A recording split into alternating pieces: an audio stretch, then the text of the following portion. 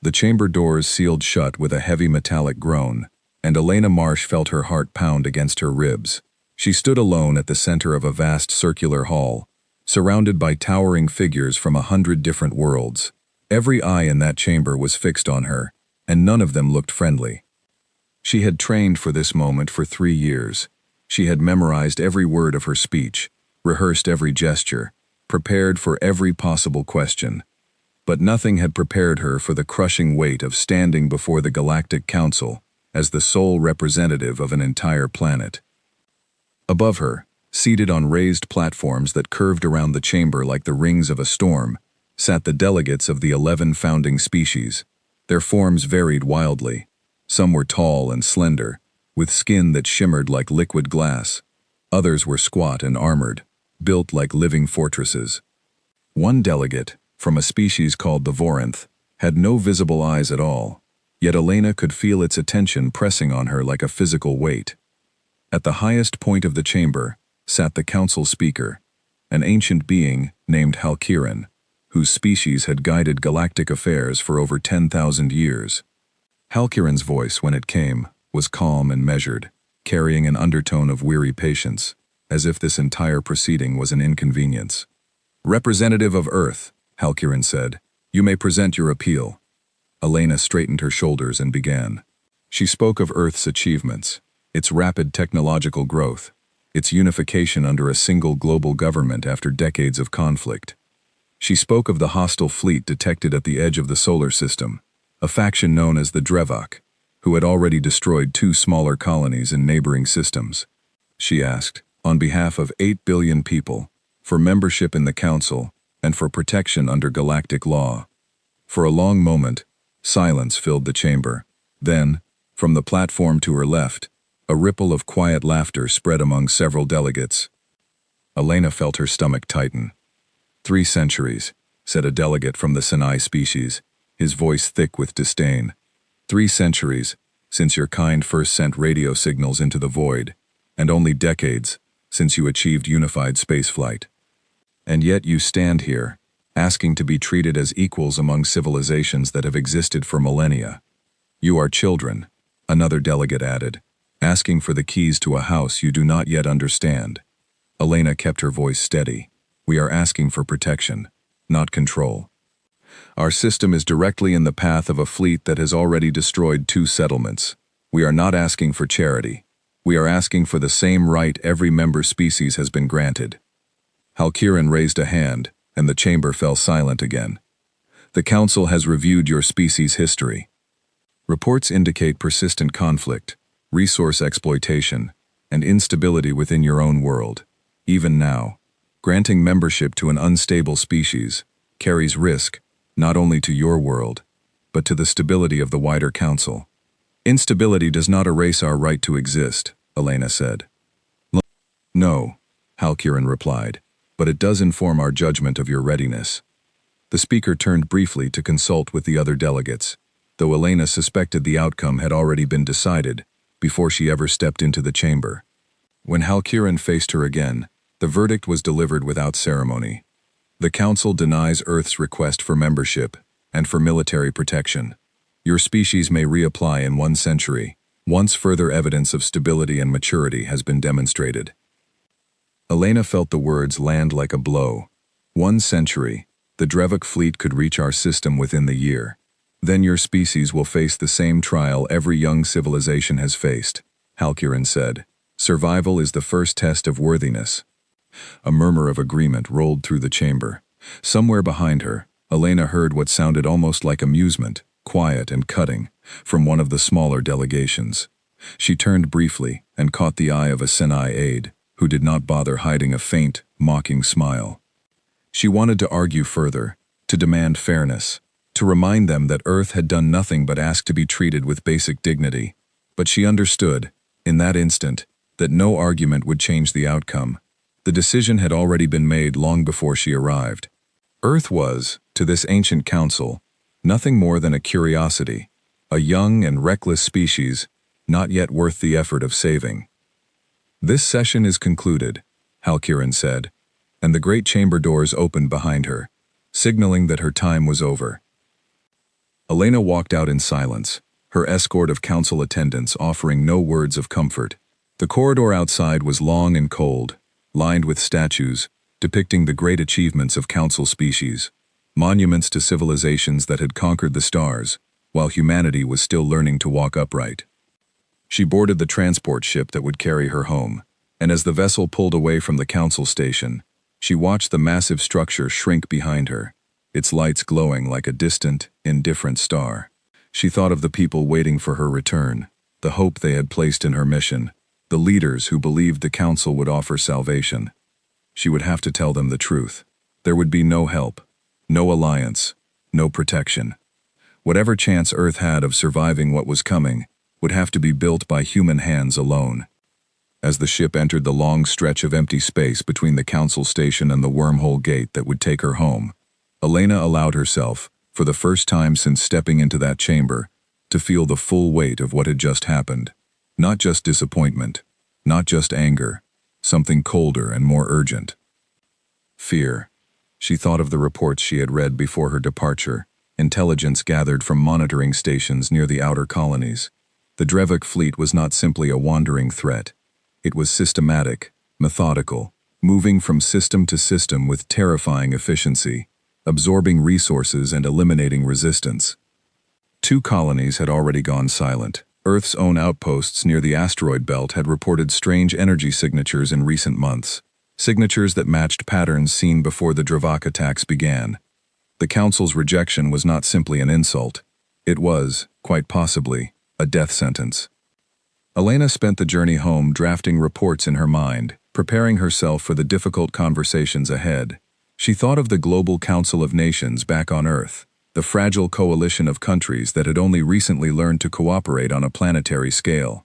She thought of the military leaders who would demand immediate action, the scientists who would call for calm and careful planning, the corporations who had already begun hoarding whatever alien technology they could acquire through less than official channels. Earth was not united, not truly, and now it would have to become so, quickly, without the guidance or protection of a council that saw humanity as unworthy of basic respect. When the wormhole gate finally opened before her ship, revealing the swirling blue light of transit space, Elena allowed herself one final thought before the journey home began. They called us children. Let them see what children can become when there is no one left to save them but themselves. The transport ship shuddered as it entered the wormhole, and Elena closed her eyes, steadying her breath. Ahead of her lay Earth, unaware of the verdict that had just been delivered against it. Ahead of her lay difficult truths, hard choices, and a fight that would test everything humanity claimed to be. Behind her, the Galactic Council returned to its business, already forgetting the small, insignificant species that had dared to ask for help. They would remember soon enough. Hours later, when the ship finally passed through the last gate, and Earth appeared as a small blue circle against the black of space, Elena felt something shift inside her chest. It was not comfort. It was resolve, sharp and cold, settling into place like armor. She had failed to secure Earth's protection, but she had not failed to understand her enemy, both the Drevok fleet approaching from the darkness, and the Council that had turned its back so easily. Both would underestimate humanity. Both would learn, in time, that dismissal was not the same as defeat. As the ship began its descent toward the coordinates of the Global Council headquarters, Elena rehearsed the words she would speak to the assembled leaders waiting for her return. There would be panic. There would be disbelief. Some would demand she had failed them, that she should have argued harder, pushed further, found some way to change the Council's mind. But Elena knew the truth now, clear and undeniable. No argument would have changed anything. The Council had already decided, long before she arrived, that Earth was beneath their concern. What mattered now was not what had been said in that chamber. What mattered was what humanity would do next. The ship touched down as the sun began to set over the Global Council headquarters, casting long shadows across the landing platform. Elena stepped out into the cool evening air, and for a brief moment she allowed herself to look up at the darkening sky, searching for the faint, distant light where the Council station orbited far beyond human reach. Somewhere out there, a threat was moving closer. Somewhere out there, an ancient alliance had decided humanity was not worth saving. Elena straightened her posture, squared her shoulders, and walked toward the waiting doors of the council chamber, where the leaders of Earth stood ready to hear the news that would change everything. She had one message to deliver, and it was simple. We stand alone. And now, we must rise.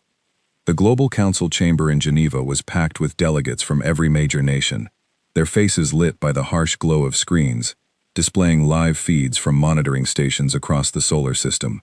Elena Marsh stood at the podium, her voice steady despite the exhaustion pressing behind her eyes.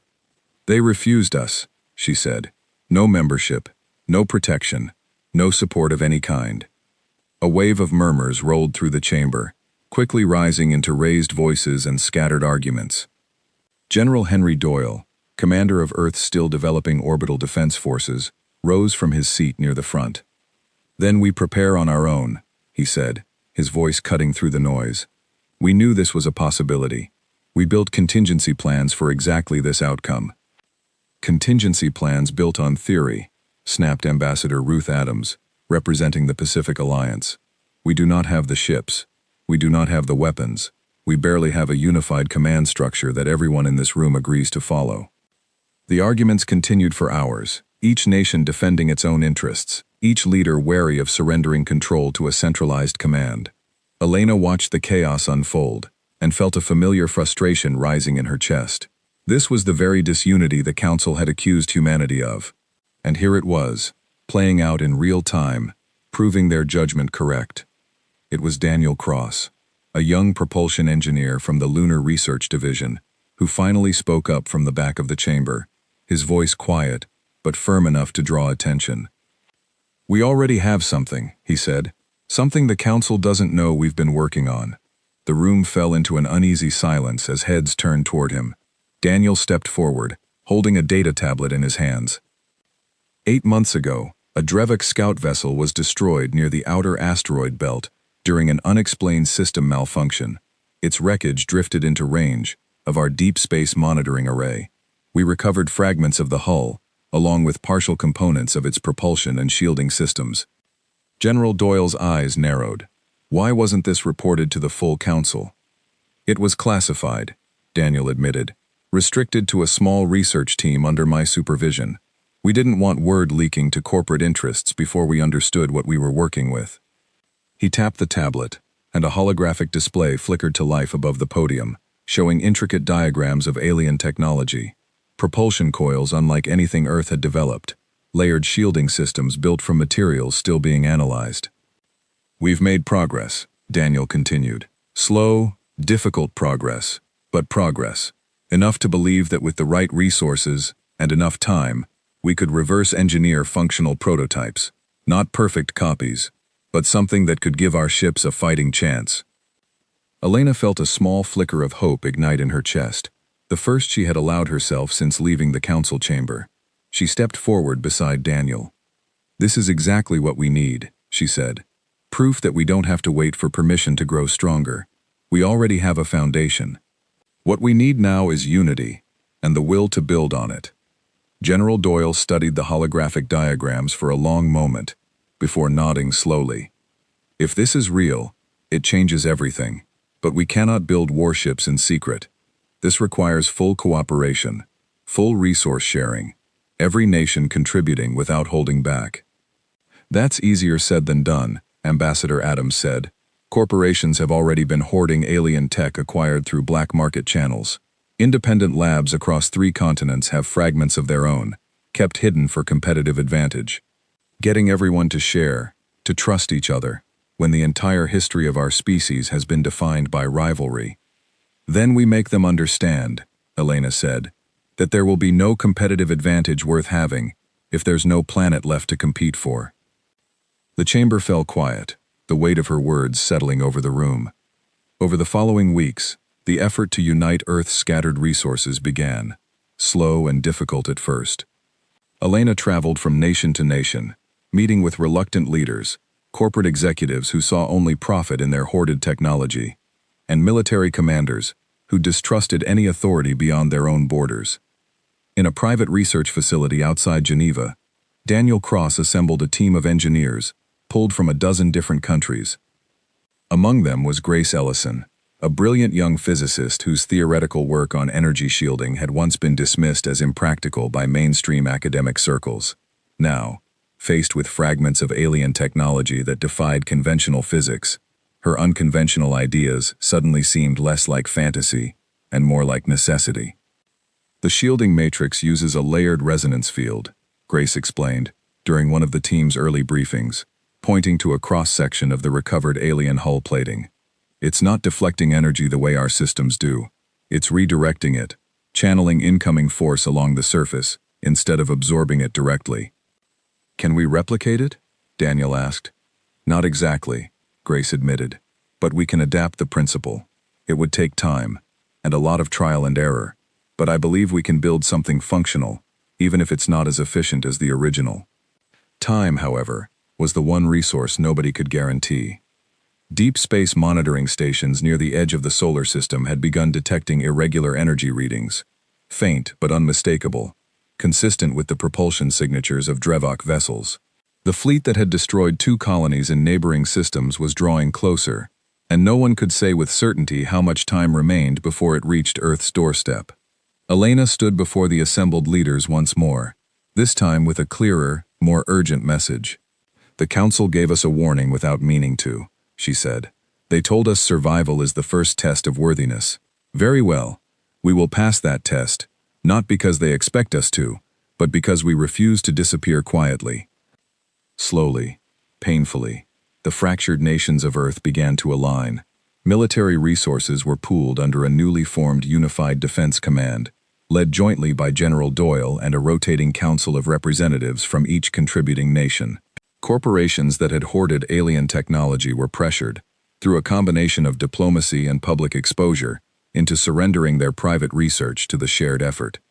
Independent labs were folded into Daniel's growing engineering division, their scattered discoveries finally combined into a coherent body of knowledge. It was not a perfect union.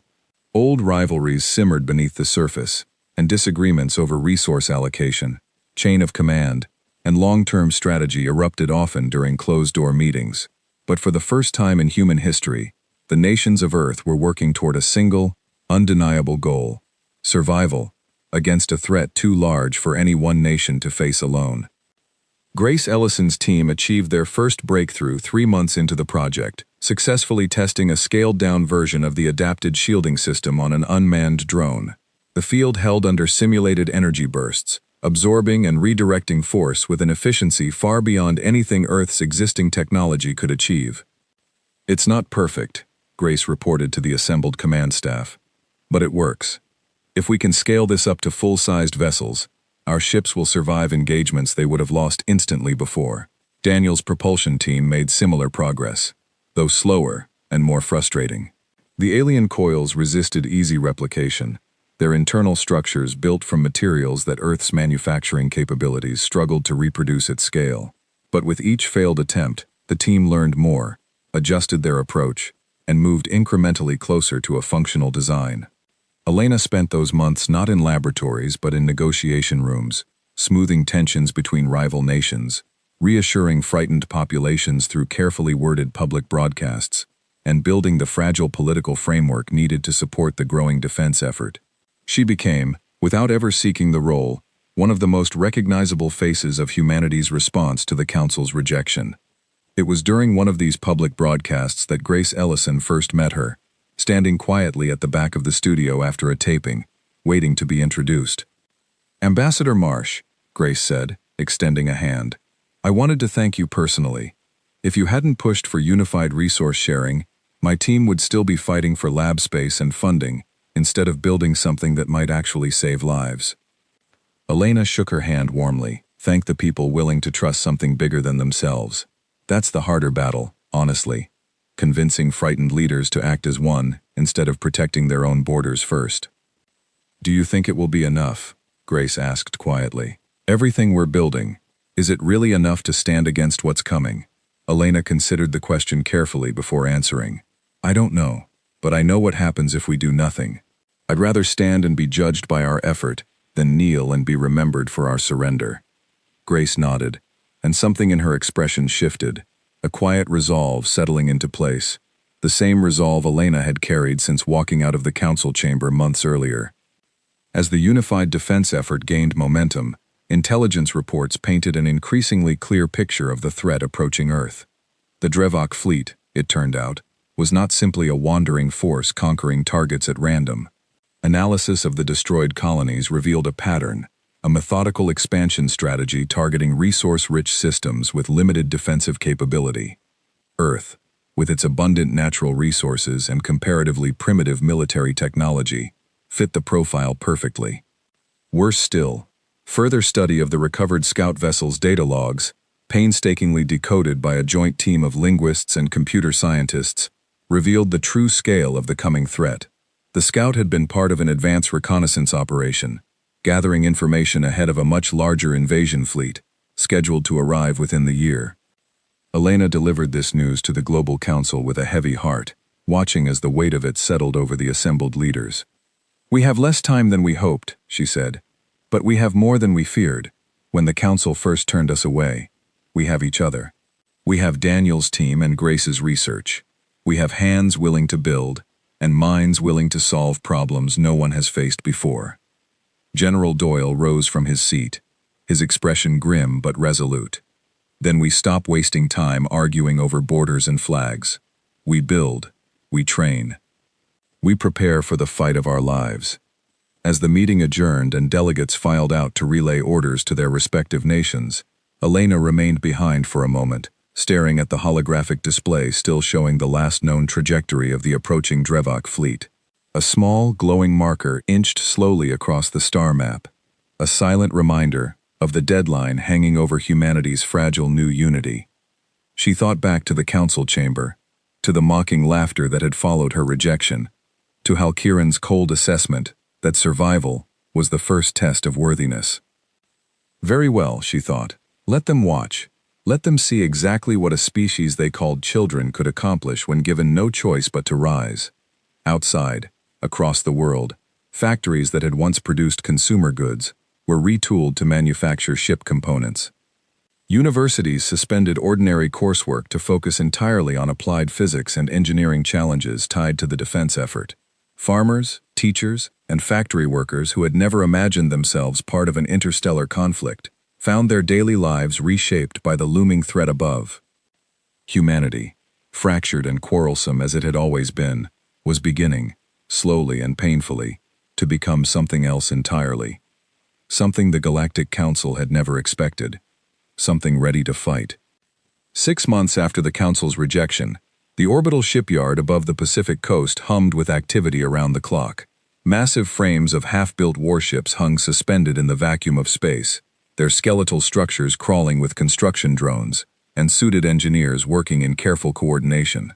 Daniel Cross floated near the central command platform, watching as the newest hull section, reinforced with Grace Ellison's adapted shielding technology, was fitted into place along the flagship's spine. The ship, designated the Horizon, was Earth's first true warship, built specifically to counter Drevok technology. It was not as elegant or as powerful as anything the Galactic Council's member species commanded, but it was theirs, built entirely by human hands, using knowledge earned through months of relentless trial and error.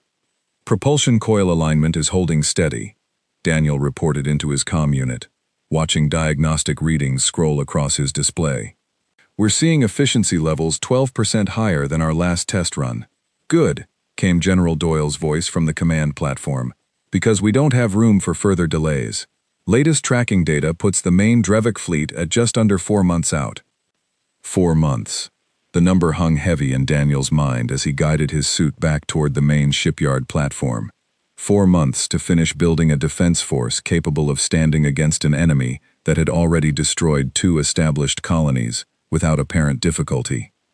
Inside the shipyard's main control center, Elena Marsh reviewed the latest production reports alongside Grace Ellison and a young logistics coordinator named Peter Lang, whose organizational skills had proven invaluable in managing the flow of resources across a dozen different manufacturing hubs scattered around the globe. "We're behind on hull plating for the second wave of frigates," Peter said, pointing to a chart showing production timelines. "The rare mineral composites required for the shielding matrix are proving difficult to source in the quantities we need." What about the asteroid mining operation in the belt? Elena asked. Progressing, Peter said, but slower than projected.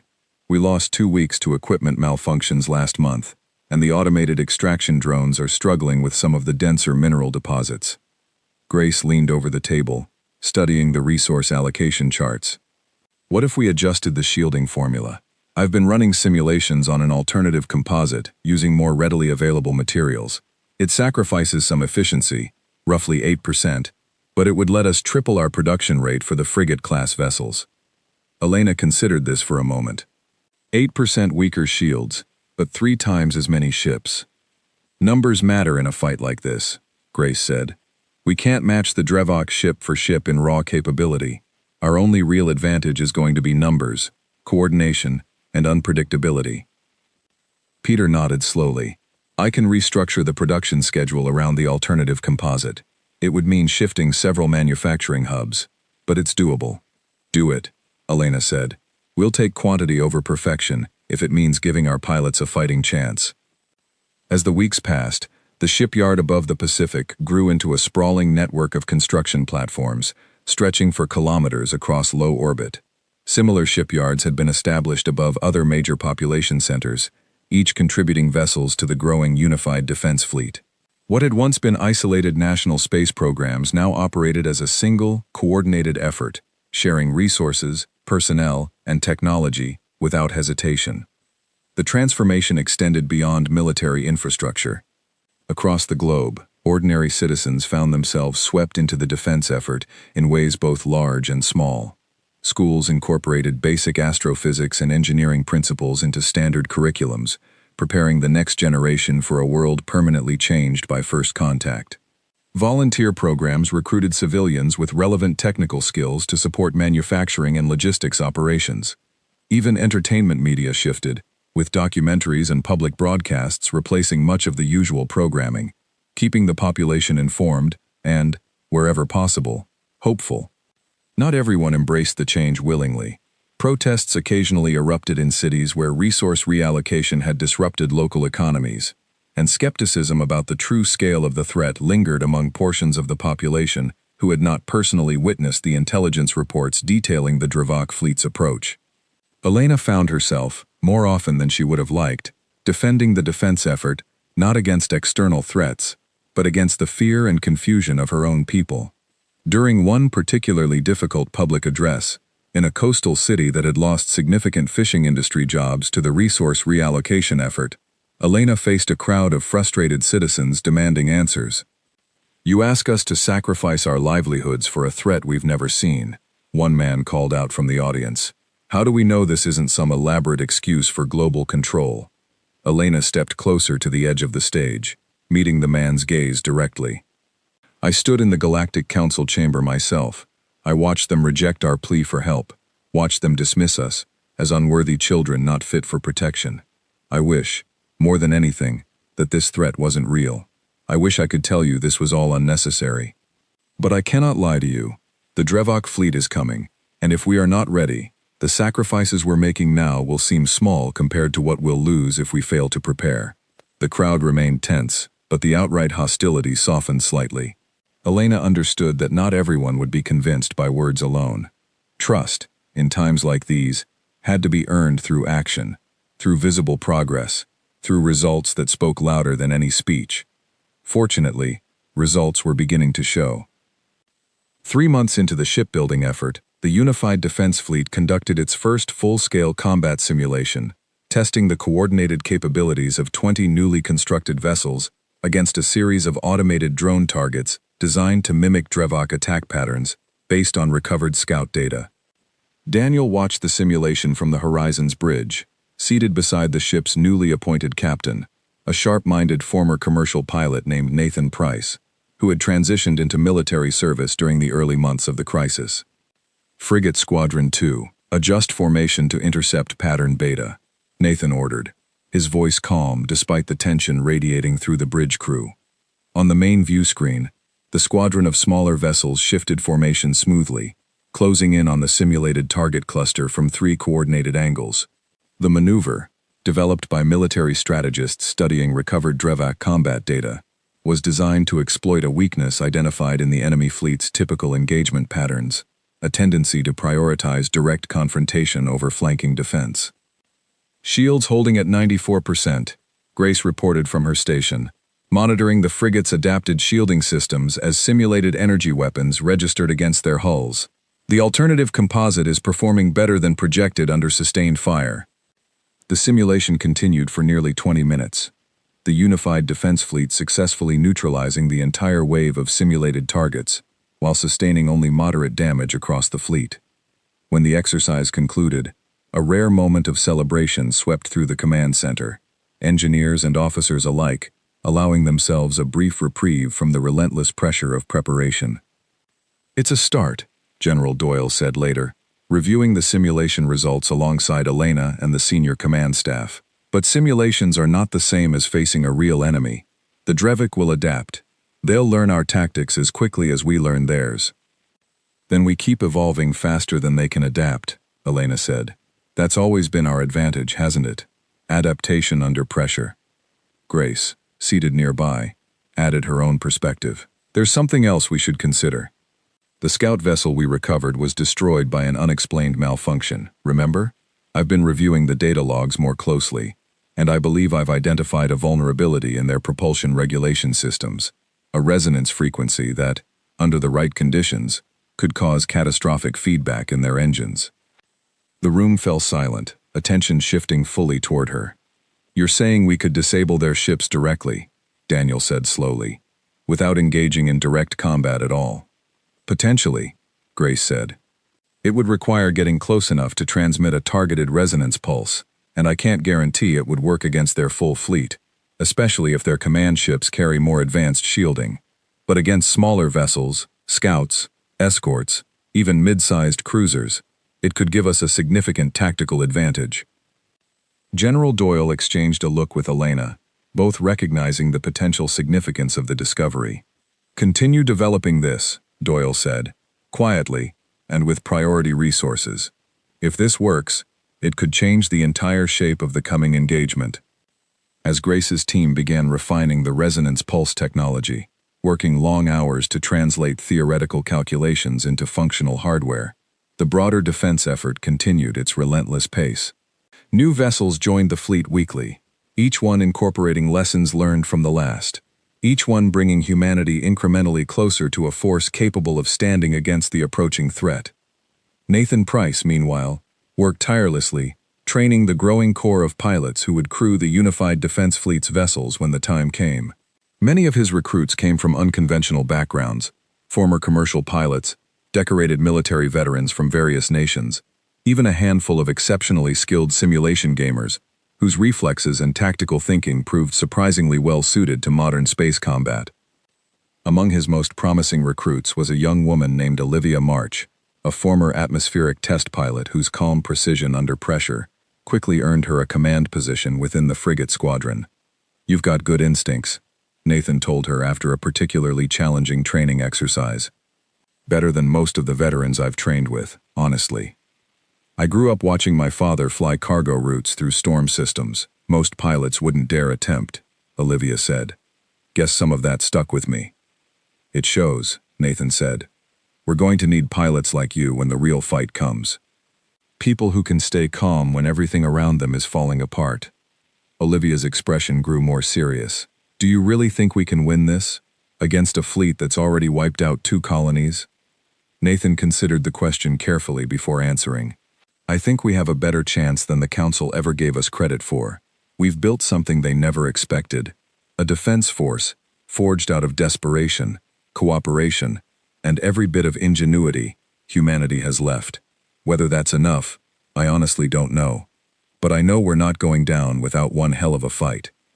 As the 4th month drew to a close, the unified defense fleet had grown to include over 150 vessels of varying classes, ranging from small, agile interceptors to the flagship Horizon itself, now fully equipped with Grace's adapted shielding technology and Daniel's refined propulsion systems.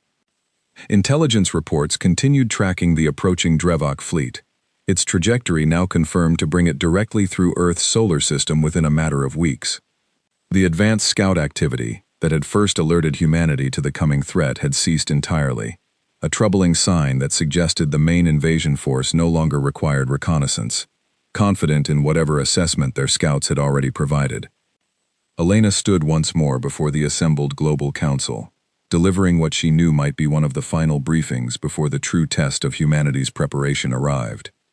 "We have built something remarkable in a short amount of time," she said, addressing the room of leaders who had, against every historical precedent, managed to set aside their differences in pursuit of a shared goal. "Whatever happens in the coming weeks, I want every person in this room to understand what we have accomplished.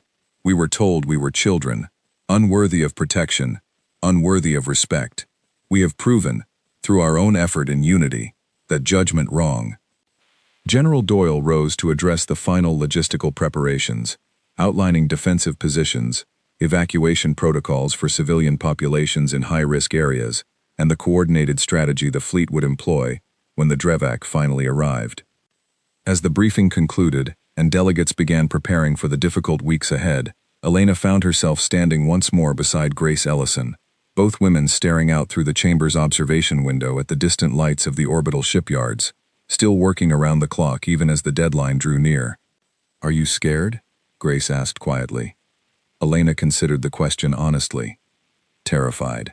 But I'd rather face this terrified and prepared than calm and defenseless. We've done everything we possibly could in the time we were given." Grace nodded, her gaze remaining fixed on the distant lights. "Then I suppose all that's left is to see if it's enough."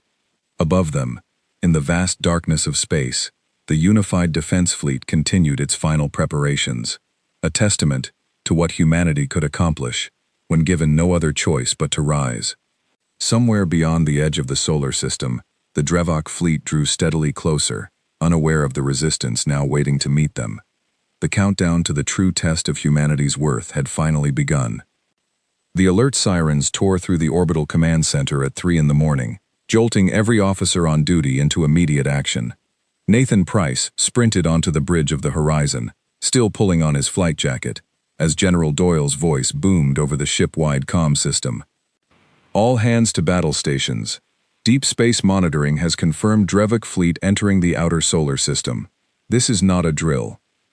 The main view screen flickered to life, displaying a chilling image relayed from Earth's outermost sensor array. A massive formation of alien vessels stretched across the darkness, hundreds of ships arranged in a precise, disciplined pattern, moving steadily inward toward the inner planets. Elena arrived on the bridge moments later, her expression grim but composed. "Time until they reach engagement range?" 40 minutes, Nathan reported, studying the tactical display. "Maybe less if they increase speed." Across the solar system, the unified defense fleet scrambled into formation, over 150 vessels, moving into the defensive positions they had spent months preparing. Grace Ellison monitored the shielding systems from her station, her fingers moving rapidly across the console as she made final adjustments to the fleet's protective fields. "Resonance pulse emitters are charged and ready," she reported. "If we can get close enough to their smaller vessels, we should be able to disable a significant portion of their support fleet before the main engagement begins." "That's a big if," Nathan said. "Getting close enough without drawing direct fire is going to be dangerous." "I know," Grace said, "but it's our best chance at evening the odds."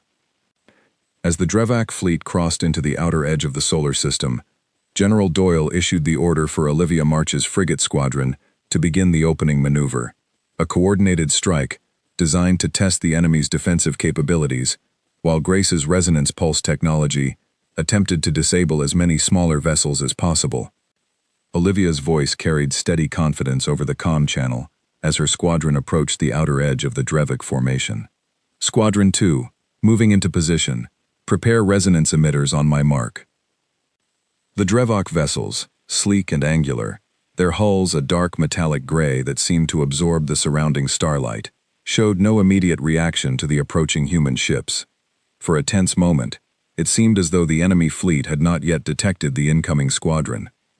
Then, without warning, a wave of energy weapons erupted from the nearest Drevak vessels, streaking toward Olivia's ships with terrifying speed. "Evasive maneuvers," Olivia ordered, her ship banking sharply as the first wave of enemy fire tore past. Emitters. Fire now. Grace's resonance pulse technology activated across the squadron. Invisible waves of targeted frequency energy washing over the nearest cluster of Drevik scout vessels. For a moment, nothing seemed to happen. Then, one by one, the targeted ships began to falter, their propulsion systems flickering erratically before shutting down entirely, leaving them drifting helplessly in space.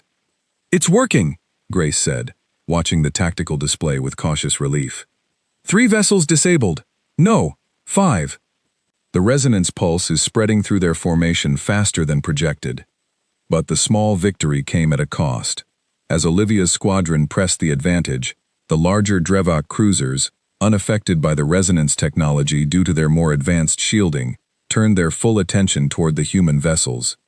"Incoming fire, heavy concentration," Olivia warned, her voice tightening as her ship shuddered under a direct hit. "Shields down to 60%. "Fall back to secondary formation," Nathan ordered from the Horizon's bridge. "We can't afford to lose the squadron this early."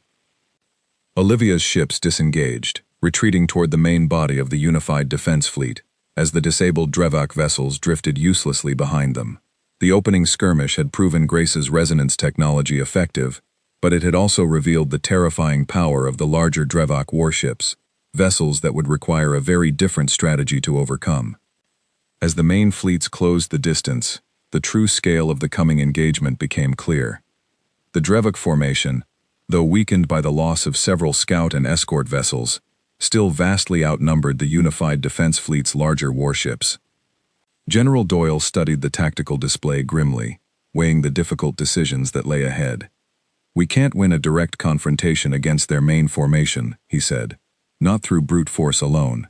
We need to use every advantage we have: speed, coordination, and unpredictability." "What about targeting their command vessel?" Elena asked, studying the formation pattern displayed on the main screen. "If Grace's resonance technology could disable their coordination, it might throw the entire fleet into disarray." Grace shook her head slightly. "The command vessel's shielding is far more advanced than the smaller ships we disabled. A standard resonance pulse won't penetrate its defenses." "Then we find another way," Daniel said, stepping forward from his station near the ship's engineering console. "What if we combine the resonance pulse with a concentrated energy strike, timed precisely to hit the command vessel's shields at the moment they're weakest?" "Weakest when?" Nathan asked. "During a firing sequence," Daniel explained. "Their shields have to redistribute energy briefly, whenever they charge and release their main weapons array. If we can time a coordinated strike to that exact moment, we might be able to punch through before the shields fully stabilize." General Doyle considered the risky plan carefully. It would require the Horizon and a small strike team of the fleet's fastest vessels to break away from the main formation, exposing themselves to significant danger in pursuit of a single, high-value target. "It's a gamble," Doyle admitted. "But if it works, it could cripple their entire command structure." "Then let's make it work," Elena said firmly. As the unified defense fleet engaged the main body of the Drevok formation, a coordinated, chaotic battle erupted across the space surrounding Earth's orbital defenses. Ships from both sides maneuvered in complex, deadly patterns, energy weapons streaking through the darkness as the Horizon and its small strike team broke away, racing toward the distant silhouette of the Drevok command vessel. "Approaching optimal strike distance," Nathan reported, guiding the Horizon through a hail of defensive fire from surrounding escort ships. 30 seconds to firing window. Grace monitored the command vessel's shield fluctuations closely, watching for the precise moment Daniel's theory predicted. "Their weapons array is charging. Shield redistribution should begin in 15 seconds. The Horizon shuddered under a glancing hit from a nearby escort vessel, alarms blaring across the bridge as damage reports flooded in from lower decks. "Hull breach on Deck 7, an officer reported urgently. "Emergency containment engaged." "Hold formation," Nathan ordered, gripping the ship's controls tightly, as another wave of enemy fire streaked past. "We're almost there." 5 seconds, Grace called out, her eyes fixed on the shield fluctuation readings. 3, 2, now. "Fire all weapons," Nathan ordered, and the Horizon, along with its accompanying strike vessels, unleashed a concentrated barrage directly at the Dravok command vessel's momentarily weakened shields. For a tense moment, nothing happened. Then, a brilliant flash of light erupted across the enemy vessel's hull as the combined firepower finally breached its defenses, tearing through critical systems beneath the surface. Direct hit, Grace confirmed, watching the tactical display with cautious hope. Command vessel's shields are down. Propulsion systems failing. Across the battlefield, the effect was immediate and dramatic. Without centralized command guidance, the surrounding Dravok vessels began exhibiting confused, uncoordinated movement patterns, their previously disciplined formation dissolving into disarray. "They're falling back," Olivia reported from her position within the main engagement, her voice carrying a note of cautious optimism. Multiple enemy vessels breaking formation. But the victory was far from complete.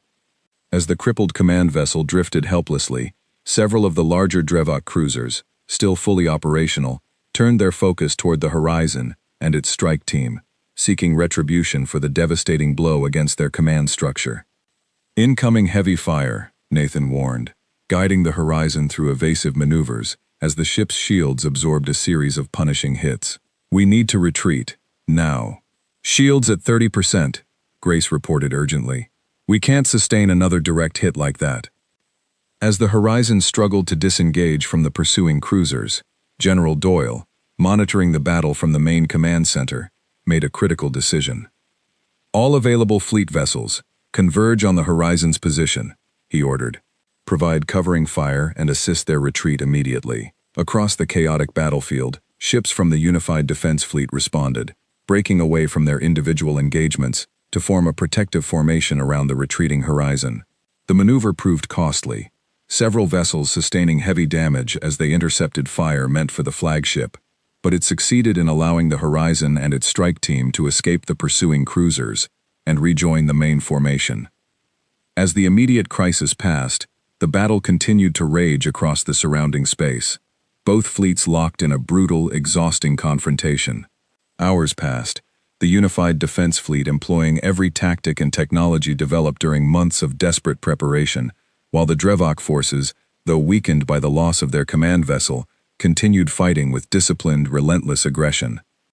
Olivia's squadron, reduced but still operational, continued targeting smaller Dravok vessels with Grace's resonance pulse technology, gradually thinning the enemy's numbers through calculated, precise strikes, rather than direct confrontation.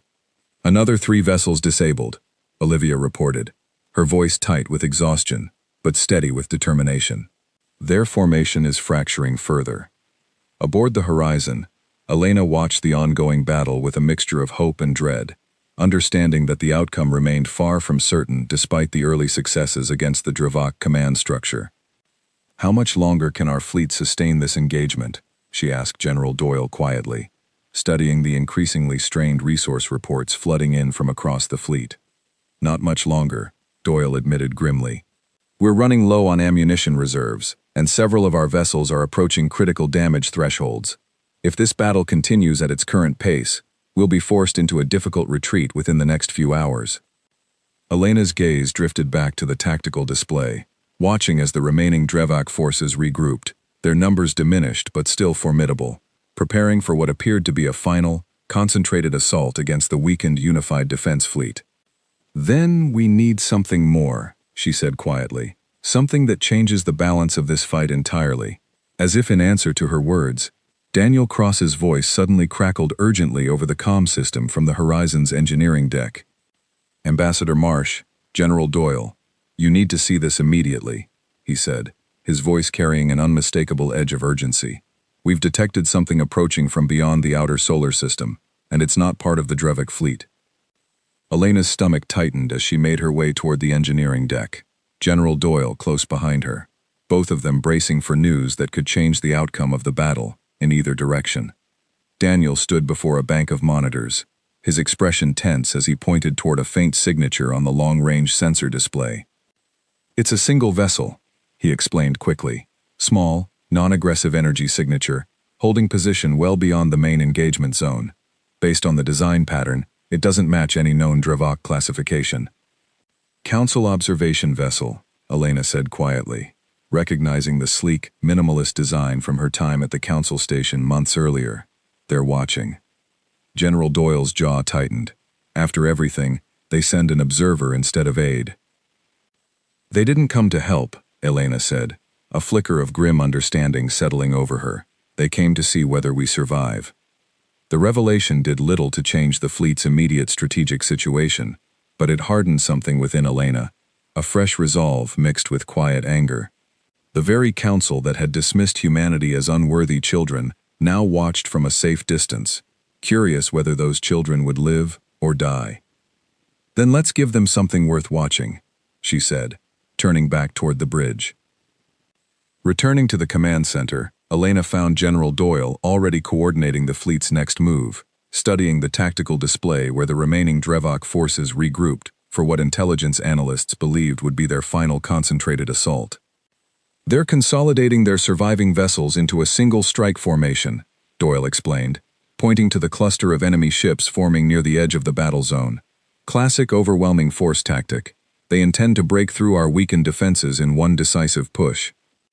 Then we don't let them, Nathan said firmly from his position at the helm. We hit them before they're fully organized.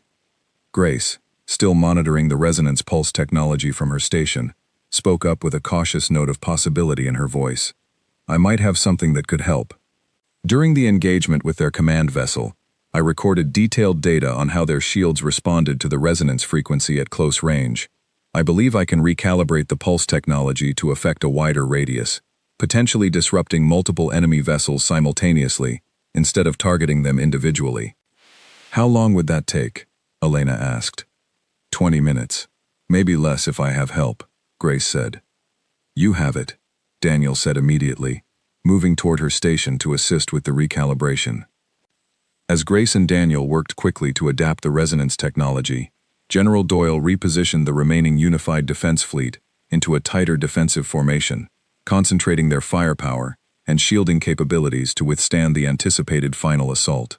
Olivia's squadron, though reduced to less than half its original strength, regrouped near the fleet's forward position, ready to lead the counterattack.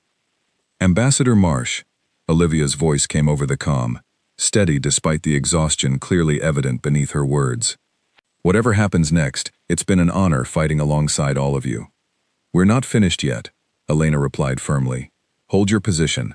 We're about to even these odds.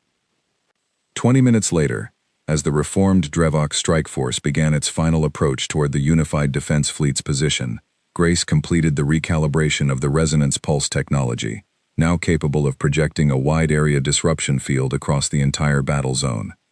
Ready to activate on your command, Grace reported. General Doyle studied the approaching enemy formation carefully, waiting for the precise moment when the widest possible number of vessels would fall within the resonance field's effective range. Fleet-wide resonance activation in 10 seconds, Doyle announced across the command network. All vessels, prepare for coordinated strike immediately following activation. As the Drevok formation closed the final distance, their weapons systems charging in preparation for a devastating opening barrage, Grace's voice rang out clearly across the bridge. Resonance field active. An invisible wave of disruptive energy spread outward from the unified defense fleet's position, washing over the approaching Drevok formation. Across the battlefield, the effect was immediate and widespread, ship after ship faltering, as their propulsion and weapons systems struggled against the interference.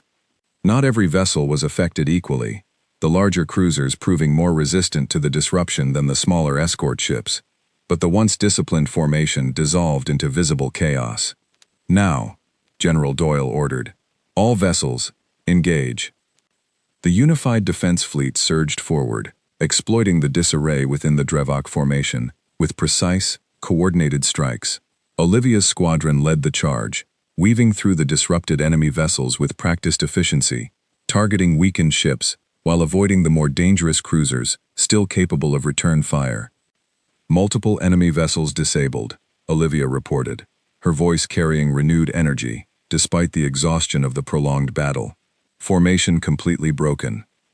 Aboard the Horizon, Nathan guided the flagship through the heart of the disrupted formation, coordinating strikes against the remaining functional cruisers alongside a small group of Earth's most heavily armed vessels.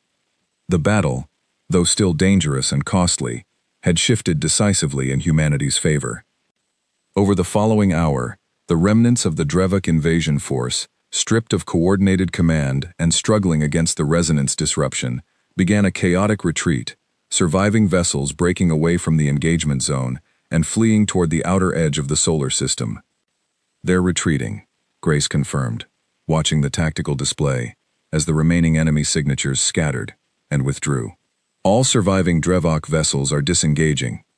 A wave of exhausted, disbelieving relief swept through the Horizon's bridge, quickly spreading across every vessel within the unified defense fleet, as confirmation of the enemy retreat reached every corner of the battle zone. "We did it," Nathan said quietly, staring at the display as the last of the Drevuk formation vanished beyond sensor range. "We actually did it." Elena allowed herself a long, shaking breath, the tension of the past several hours finally beginning to release from her shoulders. The battle had come at a steep cost. Dozens of vessels damaged or destroyed, brave pilots and crew members lost in the fighting, but Earth had survived. Humanity had stood against an invasion force that had already conquered 2 established colonies, and had emerged, battered but unbroken, as the victor. General Doyle moved quickly to coordinate rescue and recovery operations, dispatching support vessels to assist damaged ships and search for survivors among the wreckage scattered across the battle zone. Grace remained at her station, continuing to monitor the retreating Drevuk signatures, ensuring the withdrawal was genuine and not a tactical feint. "They're not coming back," she confirmed after several tense minutes. "At least, not immediately. Their remaining fleet strength has been reduced too significantly to mount another assault without substantial reinforcement." As the immediate crisis passed, Elena's attention shifted back toward the distant, silent observation vessel that had watched the entire battle unfold from a safe distance. The Council had come to witness humanity's fate, expecting, perhaps, to confirm their earlier judgment of a fragile, unworthy species incapable of surviving without their guidance. Instead, they had witnessed something else entirely. 3 weeks later, following an intense period of recovery, rebuilding, and mourning for those lost during the battle, Elena Marsh once again stood before the massive chamber doors of the Galactic Council station, this time not as a supplicant pleading for mercy, but as the representative of a species that had proven itself against overwhelming odds. The chamber felt different this time, as the doors opened before her. The same towering delegates occupied their raised platforms, the same ancient speaker, Halcurin, presided over the proceedings, but the atmosphere carried a noticeably altered tone, cautious respect replacing the dismissive amusement of her previous visit. "Representative of Earth," Halcurin began, "the Council has reviewed detailed reports of the recent engagement between your species and the Drevuk invasion force." Elena stood tall, meeting the speaker's gaze directly. "Then the Council is aware that Earth successfully repelled an invasion force that had previously destroyed 2 established colonies, without assistance from this body." A ripple of quiet murmurs spread through the chamber, though this time, the tone carried none of the mocking laughter from her previous appearance. "The Council acknowledges your species' unexpected resilience," Halcurin said carefully. "The tactics employed, the technological adaptations achieved in such a limited time frame, these accomplishments have not gone unnoticed." "We were called children," Elena said, her voice steady but firm. "Unworthy of protection, incapable of the unity and maturity expected of a Council member species. We have proven that judgment incorrect through our own strength, our own unity, and our own sacrifice." The Sinai delegate, who had previously voiced some of the harshest criticism during her first appearance, shifted uncomfortably in his seat, but said nothing. Halcurin considered her words carefully before responding. "The Council recognizes that our previous assessment failed to account for the full potential of your species. In light of recent events, we are prepared to reconsider Earth's application for membership, effective immediately, rather than requiring the previously stipulated waiting period." Elena felt a quiet, hard-won satisfaction settle over her, though she was careful not to let triumph override the gravity of the moment. "Earth will consider this offer carefully, but understand this. We no longer approach this Council as desperate petitioners begging for protection. We approach as equals, having earned that status through our own effort, not through your permission." A long silence followed her words, the weight of the shift in power dynamics settling clearly over the assembled delegates. Finally, Halkiran spoke again, this time with something that almost resembled genuine respect. "Then let us proceed as equals, Ambassador Marsh. The Council extends a formal invitation for Earth's membership, along with access to shared knowledge, resources, and mutual defense agreements available to all recognized member species." Elena inclined her head slightly, accepting the offer with measured grace. "Earth will review the terms and respond accordingly. We look forward to a relationship built on mutual respect, rather than dismissive judgment." As the session concluded, and Elena made her way back through the long corridor toward her waiting transport ship, she found herself reflecting on the incredible journey that had brought humanity to this moment. From a desperate plea rejected with mocking laughter, to a fractured species forced into painful, difficult unity, to a hard-fought victory against overwhelming odds, Earth had transformed itself entirely within the span of less than a year.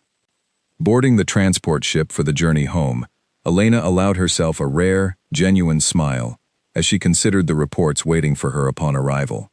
Updates on the ongoing rebuilding efforts, tributes planned for those lost during the battle, and the beginning of formal negotiations regarding Earth's new status within the wider galactic community. As the ship pulled away from the Council station, Elena gazed out at the vast expanse of stars stretching endlessly before her, no longer viewing them as symbols of an indifferent, dismissive galaxy, but as a vast frontier now open to a species that had proven, beyond any doubt, its right to stand among them. Back on Earth, the unified defense fleet continued its recovery efforts, damaged vessels undergoing repairs within the same orbital shipyards that had built them in desperate haste months earlier. Grace Ellison's shielding technology, refined through the lessons learned during the battle, was already being incorporated into new designs for future vessels. Daniel Cross's propulsion systems, similarly improved, promised even greater capabilities for whatever challenges lay ahead. Nathan Price and Olivia March, along with the countless pilots and crew members who had fought valiantly during the engagement, were honored across the globe as heroes of humanity's finest hour. General Doyle, addressing the assembled Global Council, shortly after Elena's return from the Council station, summarized the profound shift that had taken place within humanity's collective identity. "We were told we were unworthy," he said, his voice carrying quiet pride, as he addressed the leaders who had, against every historical precedent, managed to unite in humanity's darkest hour. "We were told our instability and division made us unfit for protection or respect. We have proven, through unity forged in necessity, and strength discovered through sacrifice, that judgment entirely wrong. Let this moment stand as a reminder, not of the doubt once cast upon us, but of exactly what humanity is capable of achieving when given no choice but to rise." Elena, standing among the assembled leaders, felt the truth of those words settle deeply within her. Earth's journey was far from over. New challenges, new responsibilities, and new opportunities awaited as humanity stepped forward into its expanded role within the galactic community. But whatever lay ahead, one truth remained undeniable, etched permanently into the history of a species once mocked and dismissed. Humanity had faced rejection, faced overwhelming odds, and faced a threat that had already conquered worlds far more established than their own. And in the face of all that adversity, humanity had not simply survived. Humanity had risen.